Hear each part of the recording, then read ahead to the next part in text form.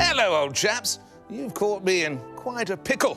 You see, I was looking for a fancy dress outfit, but it seems the world's gone PC mad. I'd be accused of taking the didgeridoo if I was seen out with my mates in this get-up. The woke brigade would be up in arms quicker than I can say tequila! All those nothing better to do troublemaking campaigners would say I'm guilty of cultural appropriation of the highest order. But here's a real puzzler. When Prince William was in Pakistan recently, he took every opportunity to don a sherwani or put a chitrali on his head. Much in the same way countless politicians and some other royals have done down the years all over the world. But that's seen as a gesture of kinship. We don't expect Imran Khan to dress like Jacob Rees-Mogg if he comes to number 10, nor would an African chief be expected to wear a bowler hat and carry a rolled-up umbrella. So can anyone explain what is appropriate when it comes to cultural appropriation?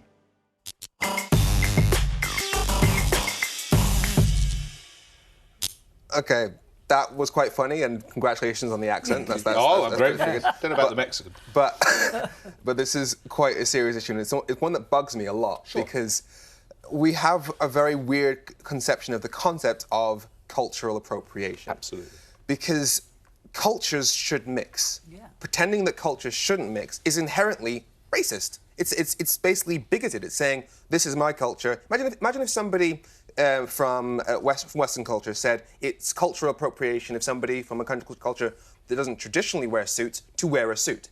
It is inherently bigoted to suggest that cultures shouldn't mix. However, if you mix a culture, if you adopt a culture or an element of that culture, but still continue to discriminate against people from that culture. For example, if you wear dreadlocks but hesitate about hiring Jamaicans, or if you do it in a disrespectful way. For example, if you put on, blackface as an example, doing something that is overtly offensive and taking the mick, then that goes into the category of, this is offensive. That is what I would call cultural appropriation. But mixing of cultures, that is a good thing. So in a sentence, William or politicians or Harry, when they wear this or they wear cowboy hats or they wear whatever they wear, absolutely good. As long as it's done respectfully. Greg? Yeah. I went once on a trip to China with a bunch of media guys, mainly from America, and we all went, and we'd all had, we were instructed to have the appropriate Chinese jacket. Yeah. Shirt, and the rest of it. After about a week, we hadn't worn them at all, and we decided collectively we were all going to wear them to this one dinner. So we all the white, because everybody was white Americans and Brits and Europeans turned up in coat, and all the Chinese turned up in black tie. And it was, we sat there, we were rolling around laughing and saying, isn't this ridiculous? But nothing was done as disrespect. So let's just take a look at William and Kate, and I should warn there's some flash photography. I think they look great. And they were seen as respecting the culture. But it's okay. They do look amazing, but again, Imran Khan does not wear a three-piece suit when he comes But it is interesting. Why? Why not? Years ago, I did a tour with Charles and Diana, and we went to the Middle East and essentially Muslim countries, and we were the women, the Western women, were given a list of what we could and couldn't wear. You couldn't wear anything that exposed your knees, and if you look, Kate never does. You couldn't expose your elbows, and there were certain ways you had to sit. So I think what they have done what they've done out of absolute respect. But I think what you're saying about the other thing, and Femi's saying it too, it's outrageous that for anyone to stay, we should stay in the cultural lane to which we were born into. I mean, if it was me, I'm half Geordie, half Scottish, so that leaves me with tam o' shanters and stotty cakes. It's not a good way to go. But if you live in a multicultural society, cultural appropriation is inevitable. The exchange of styles, food, clothes, whatever it is. And to me, it's a very positive thing. What it's saying is, I really like this. I want to emulate it, share it, whatever. And it's not insulting anyone. Femi, quick one, then I'm bringing in Michelle. I can hear you. Well, I mean, it just reminds me of a joke by Rowan Atkinson. He said, I like curry, but now we've got the recipe, is there really any need for them to stay? And now that is the idea of cultural appropriation. You're benefiting from a culture, but you're still discriminating against people who brought that culture. You might have complimented me on my accent. I can't do the same for you. I'm really sorry, buddy.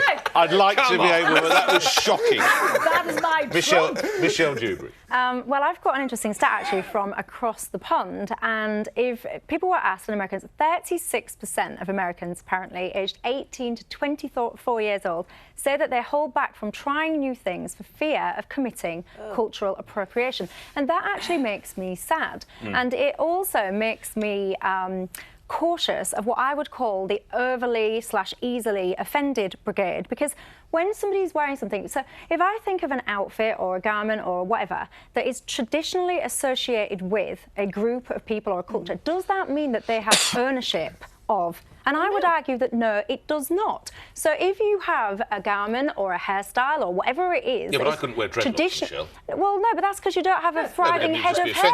Well, it'd just be... We culturally... No, but I wear... It would be ridiculous. Well, it would be... but hang on, because We culturally appropriate every day. If you're doing it simply to take the mick, that's one thing. For example, no one would reasonably think that you wore dreadlocks because you genuinely thought that would be a good look for you. Right. But if you were to wear dreadlocks, one would assume you were doing it simply to take the mick. So respectfully, people can't wear whatever they choose. If I put cornrows in my hair, all right, I can't for the life of me see why I'd be denigrating a black woman by putting cornrows in my hair. I would be doing it because I like them, and I would maybe think I would look okay with them, but a lot of people get upset at that. And again, it depends on your general attitude towards the people from whom that culture originates. So as long as you are somebody who is respectful of people from that culture, that's absolutely fine. Let's go back to Michelle, because you're in midstream. As much as I, never thought I'd hear myself do this, I'm thinking of a Love Island contestant, and she wore her hair in cornrows, actually, went on Instagram, and she's a white British girl. She had her hair in cornrows.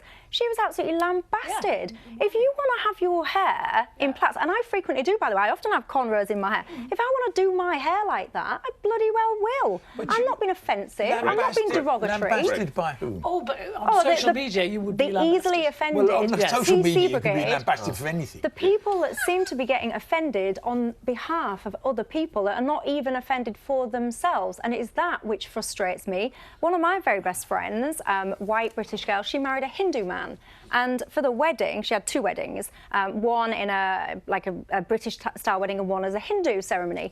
And we consulted with the Hindu guest to help. We asked for their help to help us choose a traditional Hindu outfit to make sure it was covered up in the right places, and we dressed the same as the other Hindu guests because we wanted to. Sure. And what's wrong with that? Because it's lovely and complimentary, and you're actually saying, I love this. This is what I love about it. Femi is right. It's about respect. Yeah, absolutely. It's about respect. Absolutely. And there are ways in which you can share a culture that show respect, and there are ways in which you can adopt a culture that show disrespect to the people of that the girl culture. that Michelle's describing was not showing disrespect. Okay. Up after the break, I'm going out with a bang.